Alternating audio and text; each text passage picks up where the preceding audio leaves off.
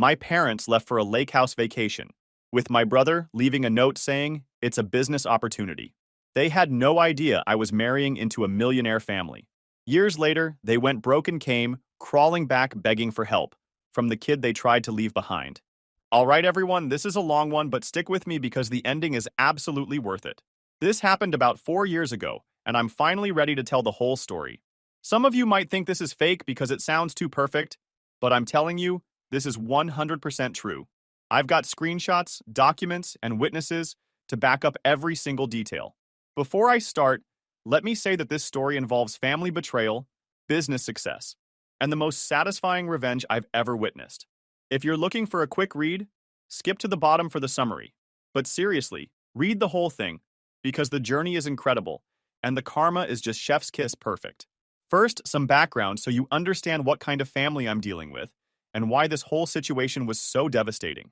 I'm 30 now, grew up in a middle-class family in Charlotte, North Carolina.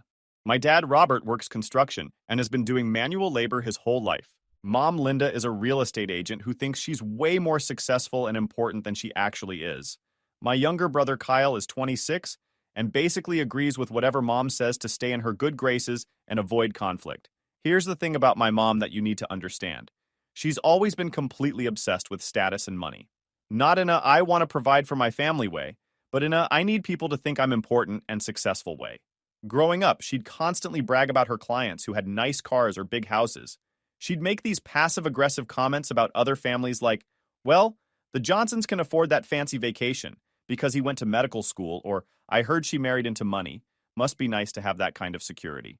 Every conversation somehow turned into her comparing our family to others and finding us lacking. She'd complain that Dad didn't make enough money, that our house wasn't big enough, that we couldn't afford the things she wanted. But instead of working harder or being grateful for what we had, she'd just resent everyone else's success. My dad just goes along with whatever mom wants to keep the peace. He's not a bad guy, just really weak when it comes to standing up to her or making waves. He learned early in their marriage that disagreeing with mom meant weeks of cold shoulder treatment and passive-aggressive punishment. Kyle figured this out too, and learned that agreeing with mom gets you rewarded, and disagreeing gets you frozen out for extended periods. Me? I stopped caring about her approval around age 16 when I realized her love was completely conditional and based on what I could do for her image. If I got good grades, she'd brag to her friends. If I played sports well, she'd talk about her athletic son. But if I disappointed her or didn't meet her expectations, I'd get the silent treatment until I proved myself worthy again. I went to NC State for civil engineering, graduated with solid grades despite working 25 to 30 hours a week to pay for my living expenses. My parents helped with tuition, which I'm grateful for, but I covered everything else. Books, food, rent, car payments, gas, entertainment. I learned early how to budget and manage money because I had to. During my junior year of college, I met this girl Sarah at a coffee shop near campus where I was studying for finals. She was working on her business degree and came from some wealthy family up in Connecticut. I found out later that her dad owns multiple commercial real estate ventures across New England, and her mom sits on various charity boards and nonprofit organizations. But here's the thing that impressed me about Sarah from day one. She never acted like money mattered to her or defined her worth. She drove an older BMW that was reliable but not flashy, worked part-time at the campus bookstore despite clearly not needing the money, and never made me feel bad about my modest background or the fact that I was working constantly to pay bills. We started dating seriously during my senior year and continued the relationship after graduation. She got a job with a consulting firm in Charlotte while I started working for a construction company. We dated for 3 years before I decided it was time to propose. I'd saved up for 8 months to buy a decent engagement ring. Nothing crazy expensive, but nice enough to show I was serious about our future. A simple solitaire that cost me about 3 months' salary, but Sarah absolutely loved it and said yes immediately. When I first introduced Sarah to my family at a Sunday dinner, my mom's entire personality shifted in a way that made me incredibly uncomfortable. Suddenly, she's asking Sarah detailed questions about her family's investments and business interests.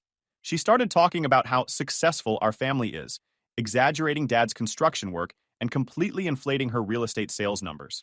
She kept steering the conversation toward money and status, asking about Sarah's parents' house, their cars, their vacations. It was embarrassing and so transparent that even Dad looked uncomfortable. Sarah was polite throughout the entire dinner, but I could tell she was weirded out by Mom's obvious gold-digging behavior and social climbing attempts. After Sarah left that evening, Mom pulled me aside and started making these calculated comments about how I need to secure my future and how Sarah's family could open doors for me. She kept emphasizing how important it was to maintain relationships with successful people and how this marriage could really benefit our whole family. Real subtle, right? That should have been my first major warning sign about what was coming. So I proposed to Sarah, and she says yes, and we start planning what should have been the happiest day of our lives. But immediately, my mom goes into full overdrive mode, like this wedding is about her instead of us.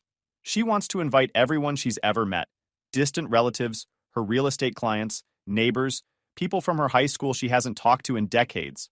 She wants to have the ceremony at some fancy country club that costs twice what we can afford.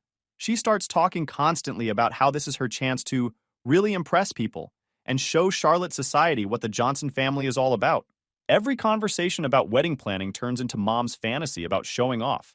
She's not thinking about what Sarah and I want, or what would make us happy, or even what fits our budget.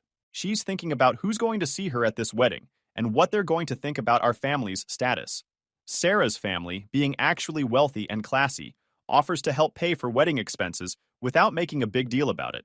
They suggest we could have the ceremony at their family's estate in Connecticut, this absolutely gorgeous property they've owned for decades, with professionally maintained gardens and a historic colonial house that looks like something from a magazine spread.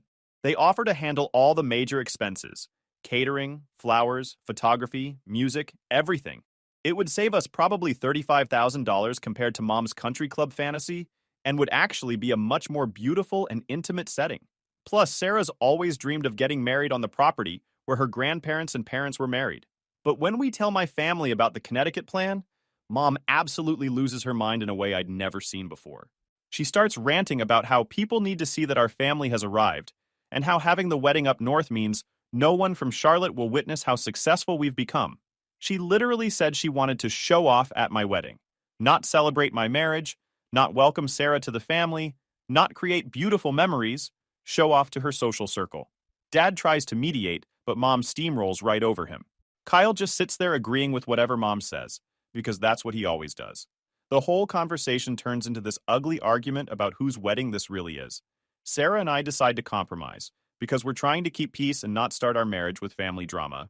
We'll have the main ceremony in Connecticut for close family and friends, then throw a big reception back in Charlotte a few weeks later so Mom can invite whoever she wants and get her showing off opportunity. Mom acts like this solution is acceptable, but I can tell she's still angry about not getting complete control over the situation. Then about 2 months before the wedding, Sarah's dad makes me an offer that changes everything. His company is expanding into the southeastern market, and they need someone to oversee construction projects for new mixed-use developments. The position would pay $89,000 plus performance bonuses, and it's exactly the kind of challenging work I want to do long-term. The job would involve managing large-scale commercial construction projects, coordinating with architects and city planners, overseeing budgets and timelines. It's a significant step up from what I'm currently doing, and a real opportunity to advance my career. When I tell my family about this incredible job offer, Mom's reaction isn't congratulations or pride in my accomplishments. Her immediate response is, "I knew it. I knew this family would take care of us." Like somehow she's getting this job, not me. She starts talking about how this proves she was right about Sarah's family, how smart she was to encourage this relationship, how this is going to change everything for our family. She's already planning how she can benefit from my success. That's when I realize Mom doesn't see Sarah as my future wife or partner. She sees her as a meal ticket for the whole family, an investment that's finally paying off. The job interview process takes 3 weeks and is incredibly thorough. I have to travel to Connecticut twice for meetings, submit detailed project proposals, and present comprehensive development plans to their board of directors. I work my tail off to earn this position, staying up late preparing presentations, researching their previous developments, putting together cost analyses and timeline projections. When I finally get the offer, it's because I proved I can handle the responsibility and deliver results, not because of family connections or charity. But Mom starts telling everyone in Charlotte that Sarah's family gave me a job, like it was some kind of handout instead of something I earned through merit and hard work. This completely misrepresents the situation and makes me look like I'm being carried by my girlfriend's money instead of succeeding on my own abilities. Wedding day finally arrives, and I'm staying at my childhood home the night before, while Sarah's at her family's place getting ready with her bridesmaids and family.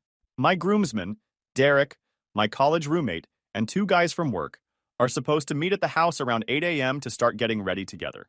I wake up around 7 a.m. expecting to find the house buzzing with typical wedding day activity. Mom should be making her famous breakfast casserole and fussing over every detail. Dad should be reading the paper and making his usual jokes about me finally settling down. Kyle should probably be stealing food and making smart remarks about me getting old. Instead, the house is completely, unnaturally silent. Not normal quiet, but that weird empty silence when nobody's home and hasn't been for hours. I go downstairs calling out for everyone, thinking maybe they stepped out early to grab something from the store or handle some last-minute wedding detail. But when I check the garage, all their cars are gone. No note on the refrigerator, no explanation anywhere, nothing. I'm starting to worry that something serious happened. Maybe a family emergency or accident that required them to leave suddenly. I'm about to start calling hospitals when I notice a single piece of notebook paper on the kitchen counter, folded in half with Alex written on the outside in Mom's distinctive handwriting. I open it up with shaking hands and read what has to be the most devastating message I've ever received. We've decided to accept the Henderson family's invitation to their lake house in South Carolina this weekend. This is an important business opportunity for my real estate career that could lead to significant referrals and connections. You're a grown man now, and you'll figure out your wedding day just fine. The Henderson family are these wealthy clients of Mom's who bought an $800,000 house through her about 8 months earlier. They're from old Charleston money. The husband owns several luxury car dealerships across the state, and the wife inherited substantial family investments in properties.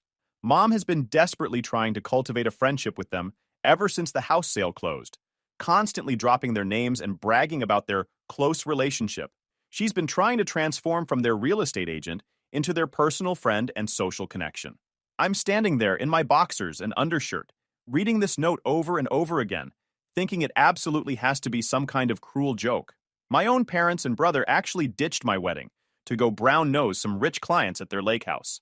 I call Mom's phone immediately, straight to voicemail. Dad's phone, voicemail. Kyle's phone, voicemail. They've turned off their phones so I can't even reach them to confirm this is really happening or beg them to come back. I call my best man, Derek, and try to explain what's going on, but I can barely get the words out.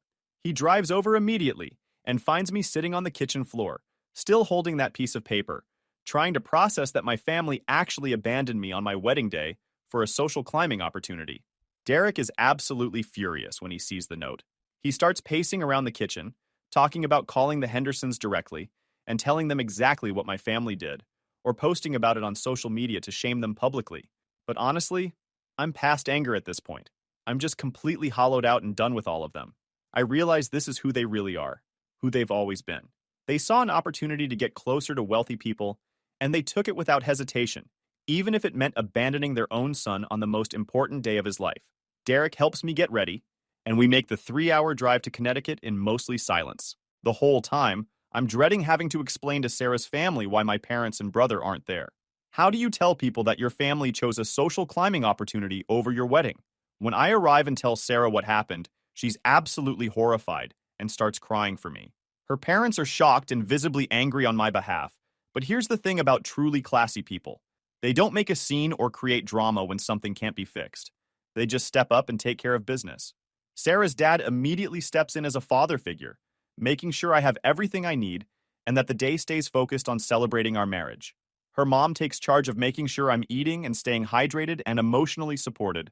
Her brother gives an impromptu speech during the reception that has everyone in tears, talking about how real family is about choice and loyalty, not just blood relationships. The wedding itself is absolutely beautiful despite the devastating start. Sarah looks incredible in her grandmother's vintage lace dress. The Connecticut weather is perfect. The estate gardens are gorgeous with late summer flowers. All the guests are having a wonderful time, and the celebration feels magical. But there's this constant ache where my family should be, this empty space at the family table that nothing can fill. Every time someone asks where my parents are, I have to come up with some vague excuse that doesn't reveal the humiliating truth. What I don't know at the time is that Sarah's dad has serious connections in business and social circles, and word about what happened starts quietly spreading through their network. Apparently, the story of parents abandoning their son's wedding for a social climbing opportunity is too shocking and unbelievable for people to keep quiet about.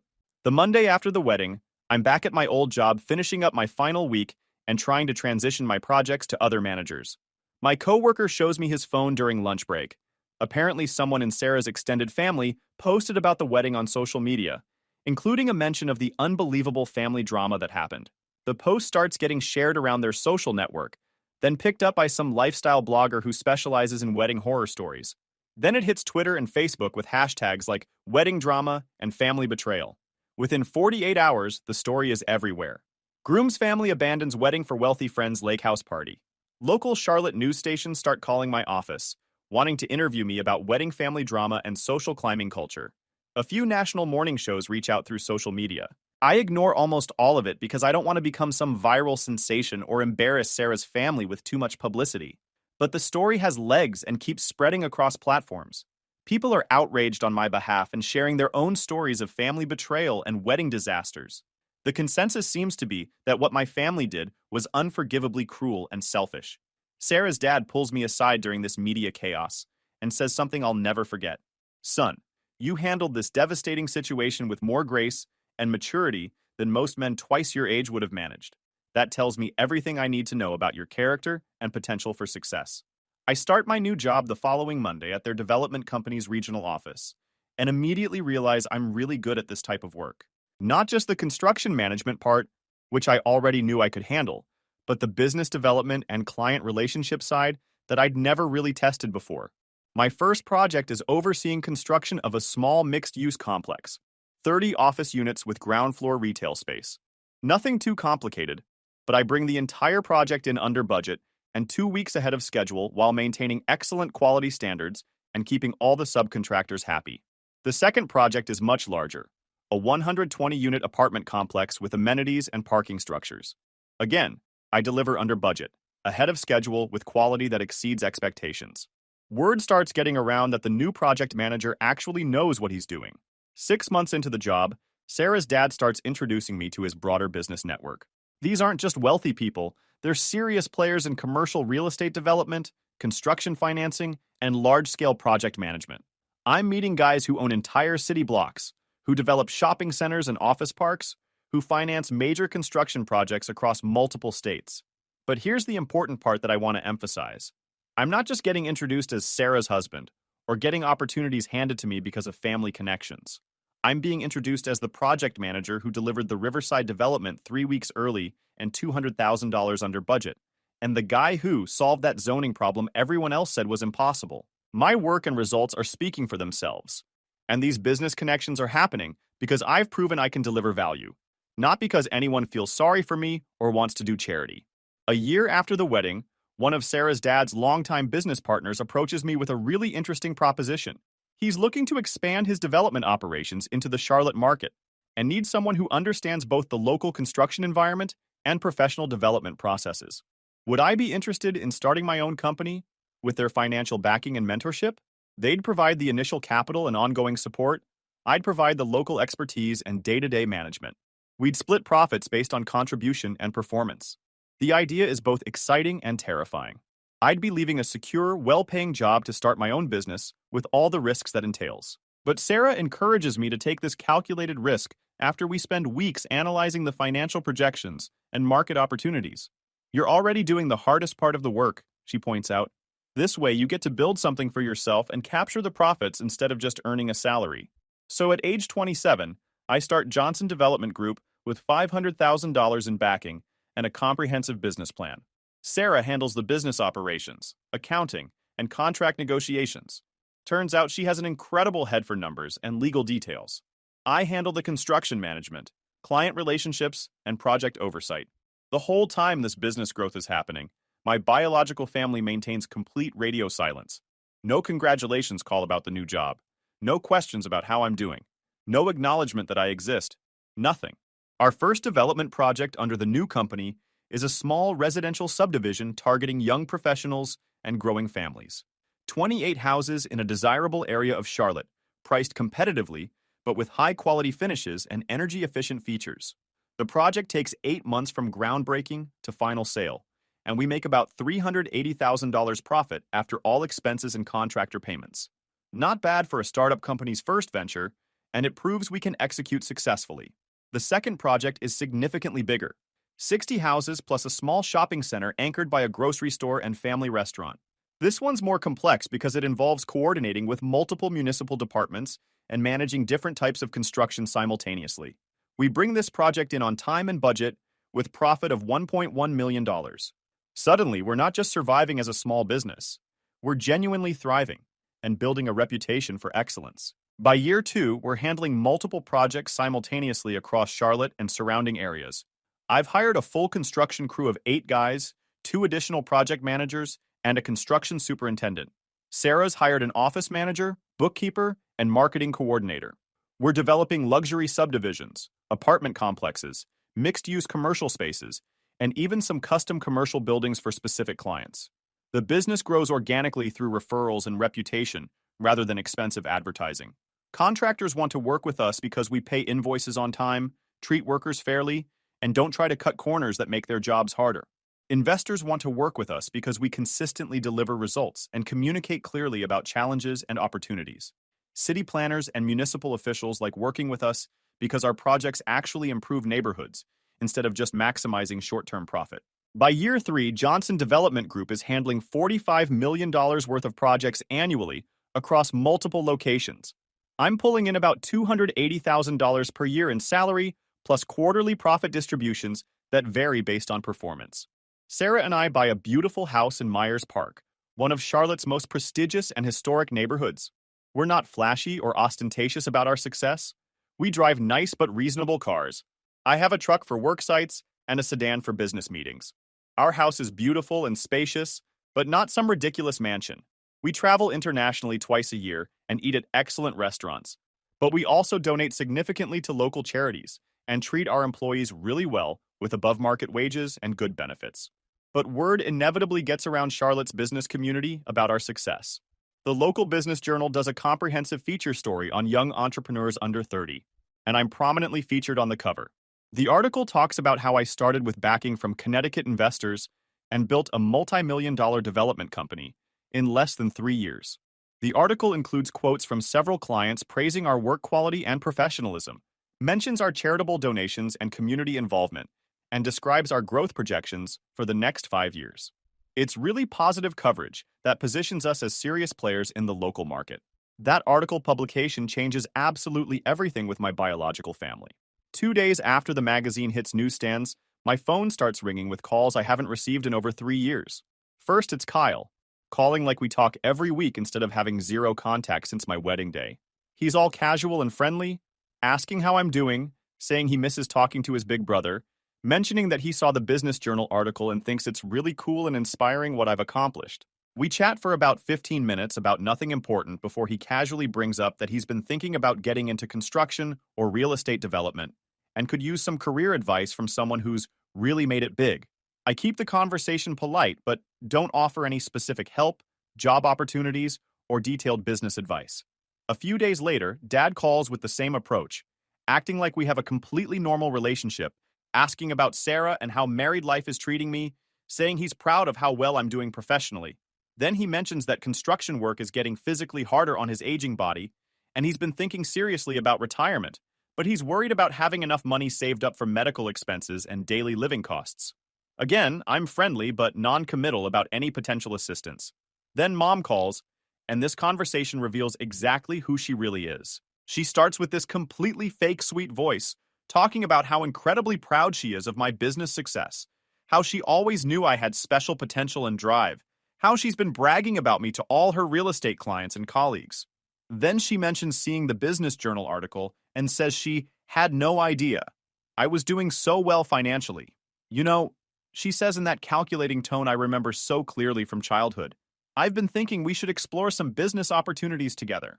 I have several high net worth clients who might be very interested in your developments, and of course family should always support family in business ventures. Family should support family. After abandoning my wedding to network with the Hendersons, I tell her I'll consider her suggestions and end the call politely. But I know exactly what's happening here, and why they're all suddenly interested in rebuilding relationships. Over the next 6 months, the calls and messages from my biological family become more frequent and increasingly desperate in tone. They're clearly facing financial pressure and see me as their solution. Kyle starts directly asking for employment opportunities with increasing urgency. He sends me his resume, which is honestly pathetic.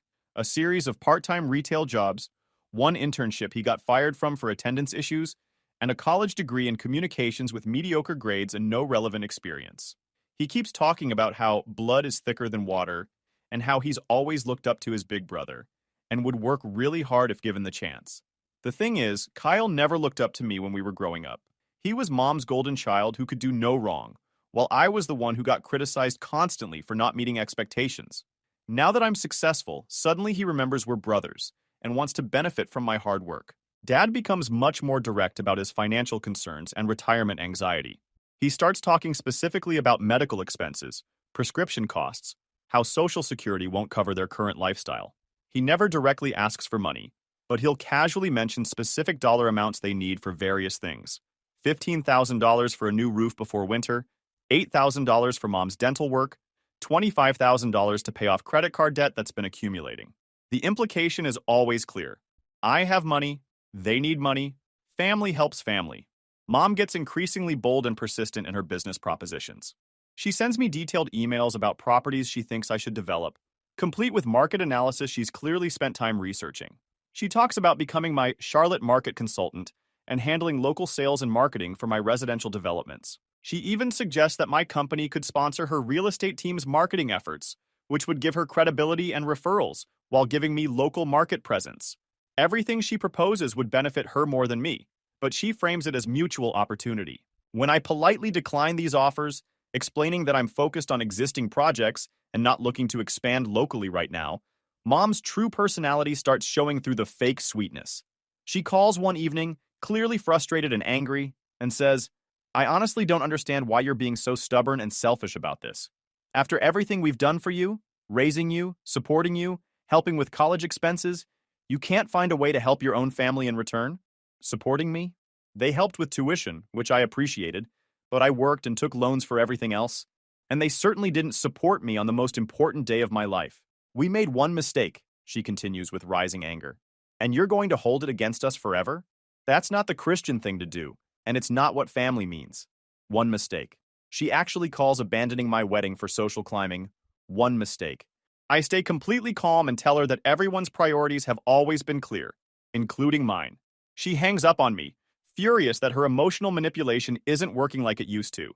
But the calls keep coming with increasing desperation, because their financial situation is deteriorating rapidly, and I'm their only potential source of help. About 8 months after Mom's angry phone call, I get what turns out to be the most satisfying call of my entire life from Derek. He's laughing so hard he can barely speak coherently as he tells me what he just heard through his girlfriend, who works as a paralegal in Charlotte's legal community. Remember the Henderson family? The wealthy clients whose lake house invitation was more important than my wedding? Well, it turns out Mr. Henderson was running an elaborate Ponzi scheme through his car dealerships and a fake investment firm he'd created. The FBI arrested him for securities fraud, money laundering, tax evasion, and conspiracy charges. He's looking at 15 to 20 years in federal prison, and they seized all his assets: the dealerships, the lake house, their primary residence, cars, boats, investment accounts, everything. But here's the absolutely beautiful part that makes this story perfect. When the Henderson scandal broke and became front-page news across the state, it didn't just destroy their personal wealth. It created a massive federal investigation into everyone associated with their business dealings and social circle. Mom had been bragging constantly to everyone in Charlotte's real estate community about her close friendship with the Hendersons. She'd been dropping their names to potential clients, claiming special access to their investment opportunities, even suggesting she could facilitate introductions for the right commission. She'd positioned herself as their unofficial Charlotte representative and social connection, implying that working with her gave people access to exclusive opportunities. When news of the federal fraud investigation became public, people started asking serious questions about Mom's involvement and knowledge. Real estate agents who refer clients to fraudulent investment schemes can lose their licenses and face serious legal liability. Mom wasn't actually involved in the fraud scheme, but the association completely destroyed her professional reputation overnight. Real estate is entirely built on trust and relationships, and nobody wants to work with an agent who was best friends with convicted federal criminals. Her business collapses almost immediately.